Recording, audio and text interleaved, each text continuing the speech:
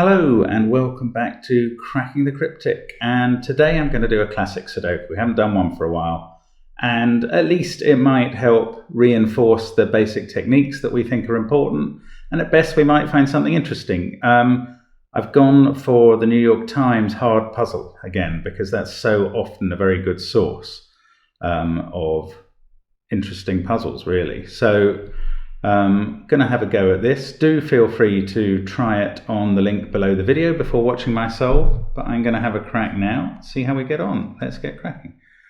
Okay, we've got some 4s down the right, so I'm going to pencil mark in the corners the possible cells in each the possible cells in each box that, for instance, 3 can occupy in this box.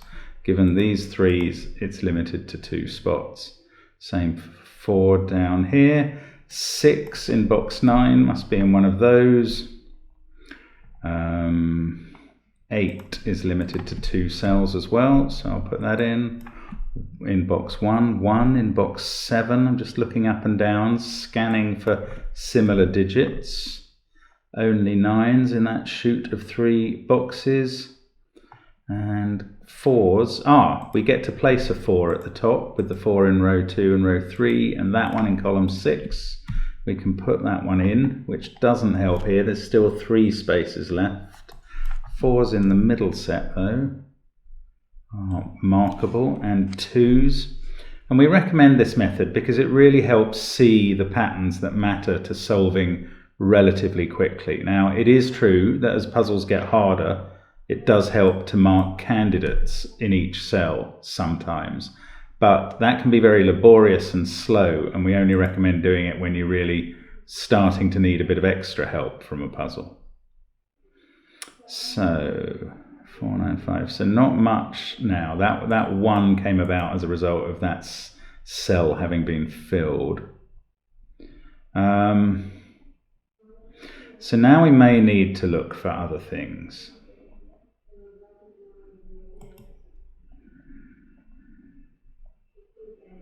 And here is a classic naked single. That is not easy to spot in my opinion. You've got 4, 6, 1, 9 in the column, 2, 3, 7 in the row, and 8 in the box. So all the other possible candidates apart from 5, and we know we can fill that in. And that's great for this row. Now that gives another naked single at the beginning of the row of 9. And as we keep looking along the row, there's yet another one here now, 8. We're creating these one by one, and we're left with 2 cells that are 1 and 6, and we can't disambiguate those. Now the pencil marks I've done of 9 have enabled me to fill in the 9 in the middle. And now these 9s let me put 9 in column 2, because that rules it out of row 1.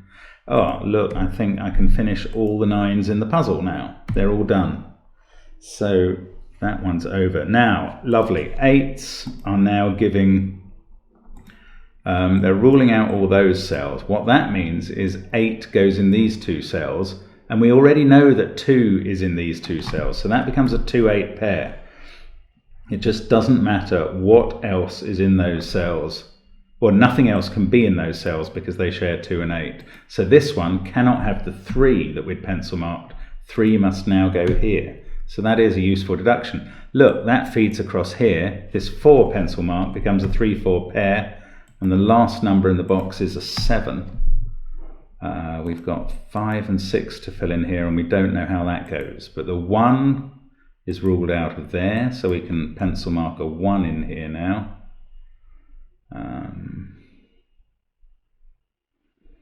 And that is significant progress, I think, in some ways. 8, 1, 2, 8, 6. This is a nice pattern. The 2 is looking across at box 7 and ruling out all of those 3. And this 2 is taking out that cell as well. So we know what row 2 is in box 7. And that, with that 2, is going to feed beautifully into box 8, where only one of those cells can contain the 2, and that one tells us which. So that gives us a 2 down there, a pair of possible 2s up here.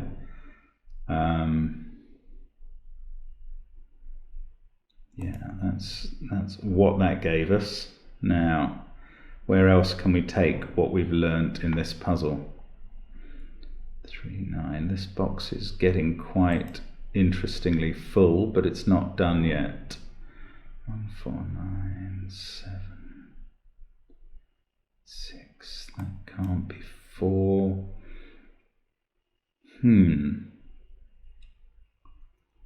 No, I'm not seeing anything instant coming out of this.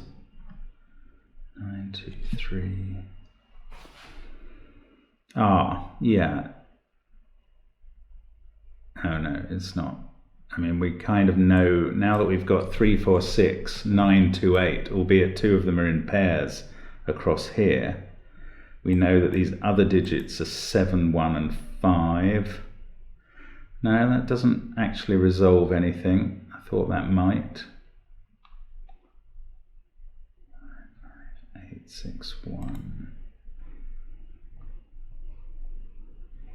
No, so we'll keep looking, see what we can find. 3, 4, 1, 5. Not sure quite what I'm looking for at the moment though, so we might need to start pencil marking in candidates in the middle of cells. So the one I'm in now is 2 or 7 because it can see all the other possible digits in the column or row. In that case, over here I think we're down to pairs, 1, 6 there. These two are 5 or 6. So these candidates go in the middle of the cells to differentiate them from the other pencil marks. This one is 1 or 5, yeah. These are from 1, 5, 7, and this is from 1 or 6. 6, 9, 2. This is 3 or 7.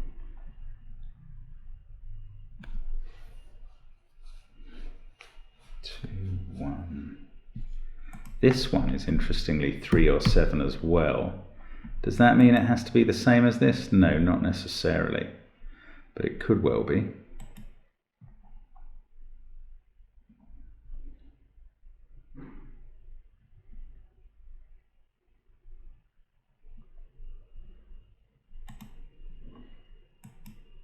This one could be anything from 1, 5, or 7.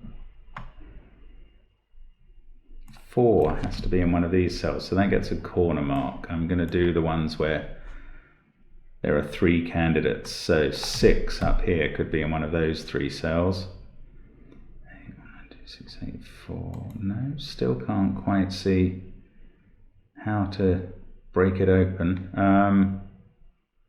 Sorry about this, I thought this would hopefully be a little more straightforward, but it's a tough puzzle. This is 6 or 7. So there's a lot of 7 candidacy up here. Look at this row. Yes.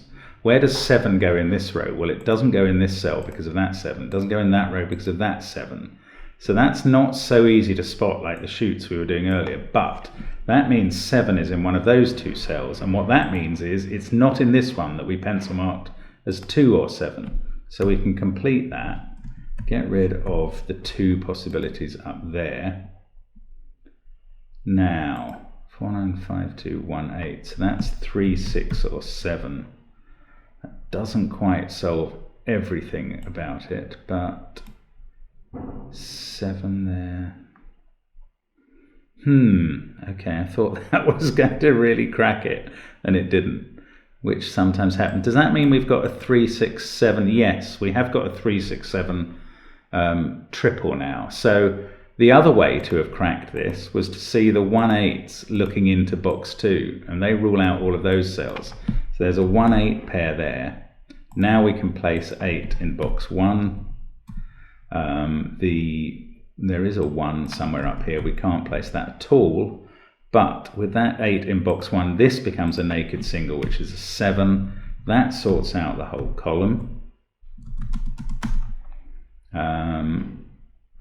Now, does that 3 get us a 3 here? Not quite. It's in one of those cells.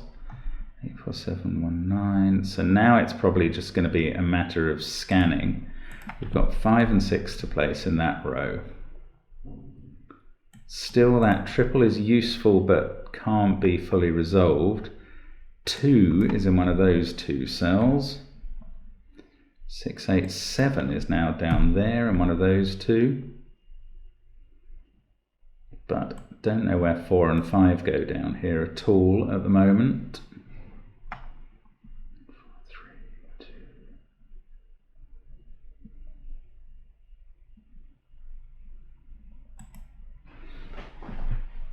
6 is still in one of those and not actually resolvable. Oh no, I was thinking 6 might be confined to those two, but it's not. That would be a mistaken assumption. 7 though, can't be there, can't be in those two. Now 7 in the top row here is useful. That puts a 3 in this cell. So that finishes a 7 off down here.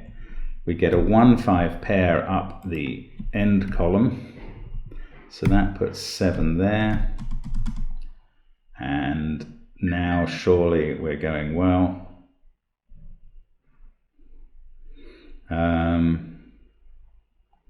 So what else have we got? This is, this, given the 6-7 pair here, this is effectively a naked single.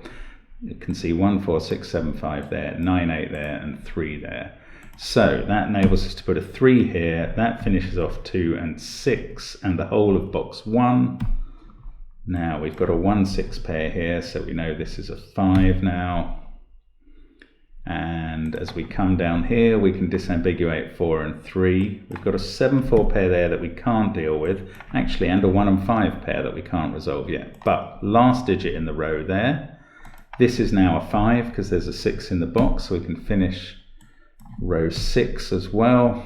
The 1 has sorted out that pair. The 6 has sorted out this pair. That resolves the last pair in box 5, last digit in column 4. Very much on the home stretch now. We've got a 3 to put in there and a 4-5 pair. These are all going to get resolved by reference to box 9, where we get a 5 here, which certainly does do all that resolving. 4, 5 there, 4, 7 here, 1 to finish the row. That finishes the 1, 6 up there. The 8, 2 has been disambiguated by that 2, and we can finish off down here. So actually no huge steps there. That was really relatively straightforward. Took a bit of spotting, and I went through it fairly methodically to show you the method that we recommend, and that does yield dividends. But there were a couple of pairs to pick up, and I think nothing much beyond that in that puzzle. Nice puzzle, you know, a relatively crunchy difficulty, but also yielding to straightforward methods. So I hope you found the same, and I hope you enjoyed watching that. I hope to see you again soon on Cracking the Cryptic. Bye for now.